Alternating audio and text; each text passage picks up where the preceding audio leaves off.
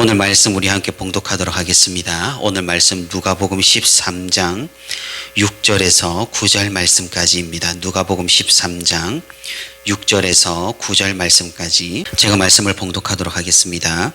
이에 비유로 말씀하시되 한 사람이 포도원에 무화과 나무를 심은 것이 있더니 와서 그 열매를 구하였으나 얻지 못한지라. 포도원 지기에게 이르되 내가 3년을 와서 이 무화과 나무에서 열매를 구하되 얻지 못하니 찍어버리라. 어찌 땅만 버리게 하겠느냐. 대답하여 이르되 주인이여 금년에도 그대로 두소서. 내가 두릅하고 거름을 주리니 이후에 만일 열매가 열면 좋거니와 그렇지 않으면 찍어버리소서 하였다 하시니라. 아멘. 네, 오늘도 주님과 함께하기 위해 이렇게 새벽 기도 자리에 나온 우리 성도 여러분 진심으로 환영하고 축복합니다. 오늘 말씀 가운데 풍성한 은혜가 있어 오늘 하루도 그 은혜 가운데 살아가는 우리 모두가 되기를 소망합니다. 우리는 어제까지 예수님께서 말씀하신 복음의 긴급성과 그리고 누구나 속히 회개하여서 하나님께로 돌아오는 것이 가장 중요하고 가장 필요하다라는 그런 말씀을 들었습니다. 복음은 이 세상 가운데 구원을 준다는 측면에서는 평화로운 것이지만 모든 사람에게 주어지지 않는다는 면에서 복음은 필연적으로 분쟁을 일으킵니다. 예수님께서 이 땅에 오신 사건은 바로 복음의 핵심 내용이 이 땅에 펼쳐진 셈입니다. 그러니 예수님의 성육신은 과거 이스라엘에 국한되었던 복음이 온 세상으로 전파됨이고 이런 사실은 하나님의 심판이 임박하여 이미 이르렀다는 사실입니다. 예수님께서는 이런 상황에서 모인 무리들과 오늘날 우리들에게 속히 복음을 받아들이고 하나님과 화목하고 회개하라는 말씀을 하셨습니다. 하나님께서 허락하신 기회와 시간이 얼마 남지 않았다고 우리의 미래는 어느 누구도 장담할 수 없기 때문이라고 말입니다. 우리가 이렇게 예수님께서 하신 말씀들을 쭉 살펴보고 있으면 조금 무언가 막막하게 느껴질 수가 있습니다. 왜냐하면 자비로우시고 은혜로우신 하나님일진데 왜인지 모르게 계속해서 심판하시고 또 잘라내시고 분쟁을 일으키겠다고 하시고 끊어내시기까지 하시니 우리가 차갑게 느껴지기도 합니다. 어제 살펴본 앞구절에서 바로 오늘 본문의 앞구절에서 예수님께서는 아주 날카롭게 말씀을 하고 계십니다. 너희도 만일 회개하지 아니하면 다 이와 같이 망하리라. 진리의 절대성과 진리의 배타성을 말씀하시는 것은 이해가 되지만 그렇다고 망할 것이라는 표현을 사용하시는 것은 좀 과격해 보이기도 합니다. 하지만 우리가 가만히 생각을 해본다면 망한다는 표현은 어쩌면 예수님께서 순화된 표현을 사용한 것일 수가 있습니다. 왜냐하면 복음을 받아들이지 않고 마지막 날을 맞이하거나 우리가 복음을 받아들이지 않은 채로 죽게 된다면 우리는 어떻게 되겠습니까? 아마 망하는 걸로 끝나지 않을 것입니다. 그것은 생명의 단절이고 하나님과의 불화입니다. 결국 무서운 심판만이 우리에게 남게 될 것입니다. 하나님께서 정하신 그 기간 내에 우리가 회개하지 아니하면은 우리는 천국은커녕 우리의 생명조차 장담할 수 없는 그런 지경에 이르게 될 것입니다. 이렇게 예수님께서는 복음의 순수성을 말씀하시고 제자들과 그 모인 무리들에게 몰아치셨습니다. 반신반의하면서 예수님의 말씀을 들은 무리들은 꽤나 긴장을 했을 것 같습니다. 동일한 말씀을 듣고 있던 제자들은 예수님을 따른다고 이렇게 모여있던 제자들은 어떠했겠습니까? 이거 잘못했다가 이거 잘못 믿었다가는 큰일 나겠다 생각하지 않겠습니까? 어쩌면 어떤 이들에게서는 조금은 부정적인 감정이 올라오기도 했을 것입니다. 우리도 마찬가지죠. 사랑, 평화, 평안, 형통, 은혜, 천국 등 이런 긍정적이고 좋은 이야기를 들으면 듣기 좋아합니다. 하지만 심판, 징벌, 종말, 사망, 지옥 등 이런 이야기를 듣게 된다면 부담스러워하고 듣기 힘든 것이 사실입니다. 예수님께서는 이들이 이런 이야기를 통해서 하나님에 대해 오해하지 않기를 바라셨습니다.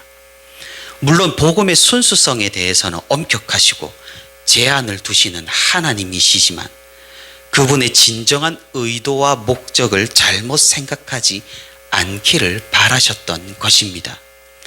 그래서 이제 오늘 본문의 말씀을 통해서 하나님께서 어떠한 마음으로 우리를 기다리시고 계시는지를 알려주고 있는 것입니다.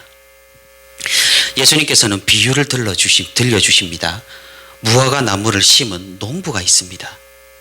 하지만 몇 년이 지나도 3년이 지나도 이 나무는 열매를 맺지를 못하는 겁니다. 포도원의 주인은 포도원 관리자에게 이 나무를 찍어버리라고 명령을 합니다. 하지만 관리자는 이 무화과 나무를 불쌍히 여겼다는 거죠. 긍휼히 여겼습니다. 그래서 주인을 설득하기 시작합니다. 아직 찍어버리지 말고 이번 해만 두고 보자고 말입니다. 자기가 주변의 땅을 파고 거름을 주어서 비옥하게 만들어서 꼭 열매를 맺게 해보겠다고 말입니다. 그럼에도 불구하고 열매를 맺지 못한다면 그때 가서야 찍어서 버리라고 말입니다. 우리는 이 비유를 접할 때 조금은 주의를 해야 할 필요가 있습니다. 우리는 이 비슷한 비유를 마태복음 13장에서 우리가 살펴볼 수가 있습니다.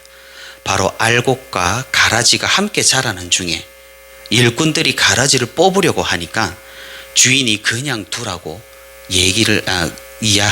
그냥 두라고 하는 그런 예수님의 비유입니다. 다른 비유입니다. 가라지를 뽑을 때 알곡도 같이 뽑힐까 염려하여 추수 때까지 기다려서 나중에 한 번에 심판하시겠다는 그 말씀이 마태복음 13장에 기록이 되어 있습니다. 오늘 비유, 오늘 누가복음의 비유와 일맥상통한 그런 이야기입니다. 하지만 조금 차이가 있습니다. 마태복음의 비유에서는 그 밭의 주인이 누구인지, 일꾼이 누구인지, 알곡과 가라지가 무엇을 의미하는지를 예수님께서 상세하게 설명을 해 주십니다. 제자들은 그 비유를 한 번에 알아듣지 못해 질문을 하니까 예수님께서 알려주신 것이죠. 예수님께서 알려주신 바 밭의 주인은 하나님이시고 일꾼은 천사고 좋은 씨앗은 하나님의 아들들이고 추수 때는 이 세상의 끝입니다. 하지만 오늘 누가복음의 비유에서 우리가 살펴본 누가복음의 비유에서는 예수님께서 따로 비유를 설명해 주시지 않는다는 것입니다. 그래서 이 비유에서 포도원 주인이 누구를 의미하는지, 포도원 관리인이 누구를 의미하는지 특정하기가 쉽지가 않습니다. 만약에 포도원 주인이 성부 하나님이시고 관리인이 예수님이라고 우리가 생각을 해본다면 좀 문제가 생깁니다. 왜냐하면 아버지의 뜻과 아들의 뜻이 잘 맞지 않게 되어 버리는 거죠. 우리가 잘 알다시피 아버지와 아들 그리고 성령은 한 하나님이십니다. 그러니 오늘 본문의 비유는 누가 누구인지 특정하기보다 예수님께서 하나님의 기다리심과 긍휼을 이 포도원 농사의 이야기를 통해 알려주신 것이라고 종합적으로 총체적으로 이해를 해야 할 것입니다. 예수님께서 말씀하신 이 비유의 의미는 그럼 무엇입니까? 하나님께서 우리를 얼마나 기다리고 계시는지 보여주는 것입니다. 하나님께서 왜 지금 바로 심판을 행하지 않으시고 왜 계속해서 시간을 연장하시고 왜 다시금 기회를 주어서 돌아오게 하는지를 알려주고 계시는 것입니다. 하나님의 긍휼이죠. 자비로우심입니다. 하나님의 한없는 은혜입니다. 우리가 원죄를 제쳐두고서라도 살아가면서 죄를 지을 때마다 즉각적으로 하나님의 심판을 받게 된다면 우리는 어떻게 되겠습니까? 만약 우리가 어제 살펴본 대로 우리의 죄에 따라서 이 세상에서 끔찍한 사건과 사고를 당하게 된다라고 한다면 우리에게 어떤 사고와 사건이 일어나야 하겠습니까? 하나님은 그렇게 행하시지 않는다는 오늘 말씀입니다. 하나님은 비록 우리가 바로 돌아오지 않는다고 하더라도 끊임없이 부르시고 우리에게 기회를 주신다는 사실입니다. 우리가 복음대로 행해야 함을 알지만, 우리가 들은 말씀대로 행해야 함을 알지만 쾌락을 쫓아 세상을 쫓아 방종하여도 하나님께서는 기회를 주고 계신다는 사실입니다. 그러니 지금 우리가 살아있는 것도 은혜고 우리에게 여전히 기회가 있고 시간이 있는 것 자체가 은혜입니다. 분명히 끝이 있고 분명히 마지막은 존재하지만 그래도 하나님께서는 지금도 기다리고 계시며 될 수 있는 한 많은 영혼이 돌아오기를 기대하고 계신다는 그 말씀입니다. 사랑하는 성도 여러분, 하나님께서는 우리를 포기하지 않으십니다. 한 해, 두 해, 여러 해를 거듭할수록 하나님께서는 계속해서 기다려주시고 참아주시고 자비를 베풀어 주십니다. 우리는 종종 이런 하나님의 자비와 긍휼을 이용합니다. 악용합니다. 설마, 나중에, 조금만 더, 내일, 내년이란 말을 우리는 신앙생활 하면서 자주 합니다. 하지만 우리의 마음과 양심은 우리가 지금 당장 어떻게 해야 하는지를 정확하게 알고 있습니다. 알고 있음에도 불구하고 우리는 계속해서 미루는 어리석음을 범하고 있는 것이죠. 예수님께서는 하나님의 자비는 끝이 없지만 마지막 날 심판의 때는 반드시 올 것이라고 말씀하고 계십니다. 우리가 하나님의 사랑을 너무 강조하다가 하나님의 정의와 공의, 심판을 놓치지 않기를 바랍니다. 예수님께서 경고하신 이 말씀을 마음에 새기며 지금 당장 하나님께로 회개하며 돌아가 그 넓으신 품에 안기는 우리 모두가 되기를 바랍니다. 우리를 기다리시는 하나님의 그 기대를 깨달아서 변화된 삶으로 주님의 말씀에 순종으로 나아가는 저와 우리 부천시민교회 모든 성도가 되기를 소망합니다.